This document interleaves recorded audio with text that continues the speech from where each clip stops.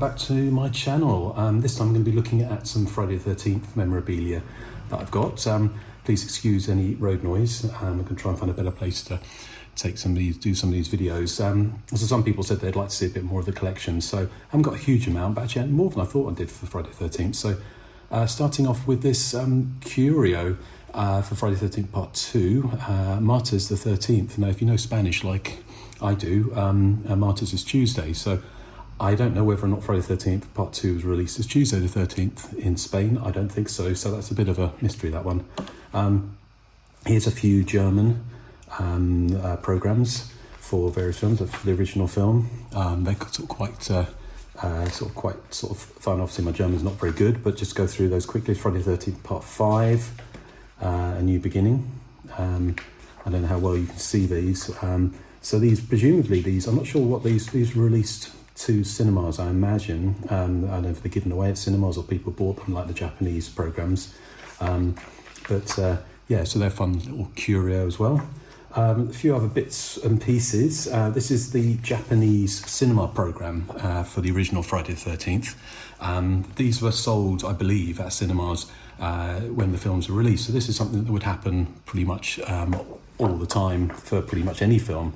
So these are great little curios. Again, my Japanese is non-existent, but hopefully you can see, get an idea of what's inside here. So obviously star, actor, actress details, great double page spread of the teenage counsellors about to be killed, some more info on the people in the movie.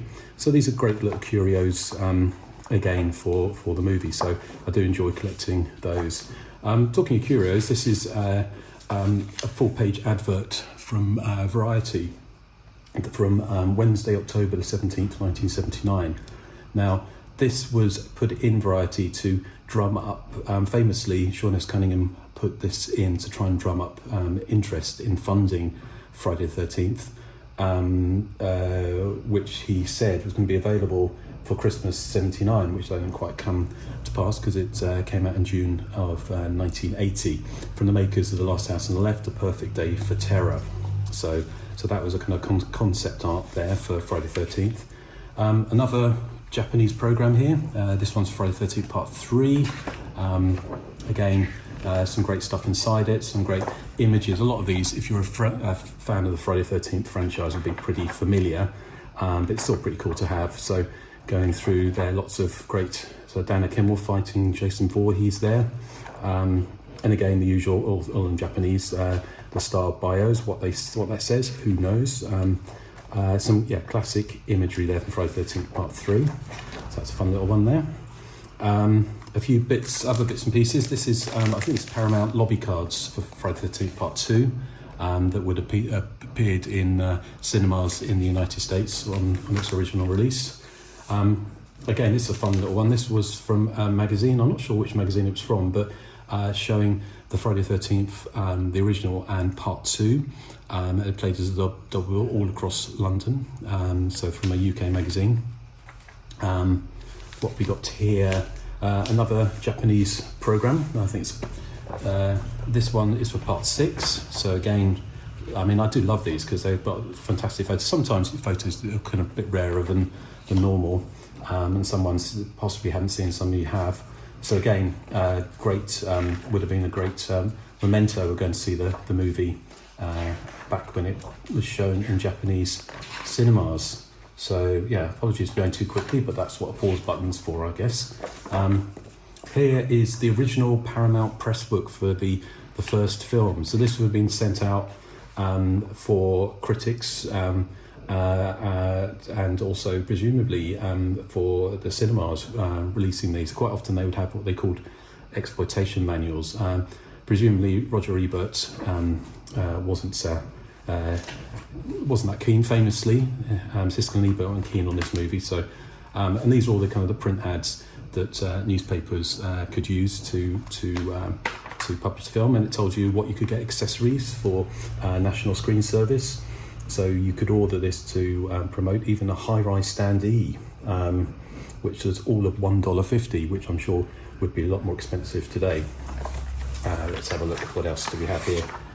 Is that American lobby cards, I think, for Friday the 13th, the final chapter, which of course we know now, of course, was not the final chapter. But again, fun little collection of images here. These would have presumably been in the lobbies of some showing in the United States somewhere, although they're pretty good quality, so they haven't been faded. So whether or not they were just taken by a collector at some point, and I was lucky enough to end up with them. Just hoping I'm keeping all this in shot for you. But yeah, so that's those. Again, I'm not quite sure what these were used for. This is a French something or other that was used to promote the original Friday the 13th. So I'll get it back into shot there. I'm not exactly sure what these were used for, but yeah, again, fun little curio. What we have here is some photos from Friday the 13th final chapter. Again, these would have been used for promoting the movie, and so for press screen articles. And again, famously, the Friday the 13th movies, like most slasher movies at the time, weren't particularly liked by critics. But yeah, certainly Paramount did its best to try and promote them that way. What else do we have here? Another one of those German programs there. Kind of you see sort of the bits and pieces in there. So Friday the 13th, the final chapter. Now what I've got here, these are always fun. These are kind of TV ads for the showings of the movie. So that's Friday the 13th, the final chapter. Well, actually, this one's for the UK cinema release from Friday, June the 15th of, I presume that was 1984. It may have been 1985, because back then these films used to take 6 months or a year to get across the Atlantic. That's for a TV screening of the original Friday the 13th, but using the Friday the 13th Part 2 Jason there. You know that obviously because it's got Kevin Bacon and he didn't appear in the sequel. And this one it's Friday the 13th, and Alice would like to see Saturday the 14th. So on the USA Network. So all of them seem to play on TV. I'm sure they were cut quite heavily. Some of them, although maybe USA Network was a cable station, I don't know. But Friday the 13th Part 5, A New Beginning. This is a cinema cut from a magazine of Friday the 13th Part 3 3D when it was released in the UK in 1983, I think it was. And if you notice here, I don't know if you can see that, but 18 or X. So up until that point, any kind of adult film, as in adult, not porno, but horror films or films that were intended for adults would be an X-rated in the UK. So this was 18 rated, which meant, of course, people like myself would have been all of 14 when that came out, couldn't go and see it, unfortunately, because it was different from the United States, where you could go with a Guardian. So unfortunately, I had to wait for a video. These are fun ones. A Japanese flyer for Friday the 13th, Part 5. Showing all the gory delights. Of course, Japanese audiences loved the gore in the Friday the 13th movies. So again, I'm not entirely sure. I presume these are handed out outside cinemas or in cinemas to get people to come and see the movie. I'm not entirely sure. So actually, I've seemed to have got 2 press books for Friday the 13th, the original one. So lucky me. But yeah, if you've already seen that. What else do we have here? This is this would have been sent out by Paramount for Friday the 13th. Part 3, again, press promo stuff. See if I can get this open. I don't think I've opened it since I've got it, so this could be the first time in many years this has seen the light of day.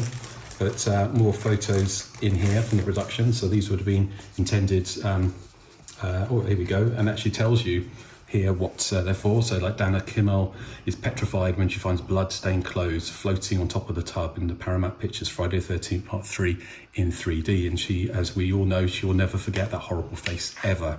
So yeah, so these kind of still come with the Paramount publicity blurb to help journalists promote the movie. Although, as we know, as I mentioned before, the likes of Siskel and Ebert would have enjoyed ripping this movie to shreds.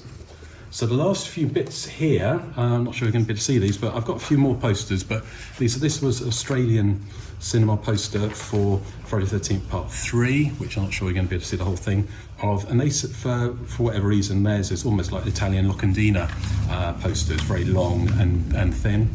And the last one, I think here, which I've got underneath. Now this one is a real curio. I'm not entirely sure which country this is from, but this is obviously Friday the 13th Part 2. Actually, there's another one underneath. But if anyone knows what country this is, Petic 13 to Deo. I kind of guess it's some kind of Slavic country, maybe Yugoslavia. I don't know. But so I've got that one there. And lastly, we have here, I think this is a Mexican lobby type card thing they would have in cinemas, and Vienna is Friday in Spanish, the 13th, so presumably it was released there rather than Tuesday the 13th like it seems to be in Spain. And if you know why that was, just do let me know. So yeah, well, hopefully you enjoyed that little, get that back into picture a little bit better, trip through my Friday the 13th memorabilia. So I shall be doing some more of these, hopefully, if they're popular. So if you enjoyed it, please leave a like and subscribe to the channel.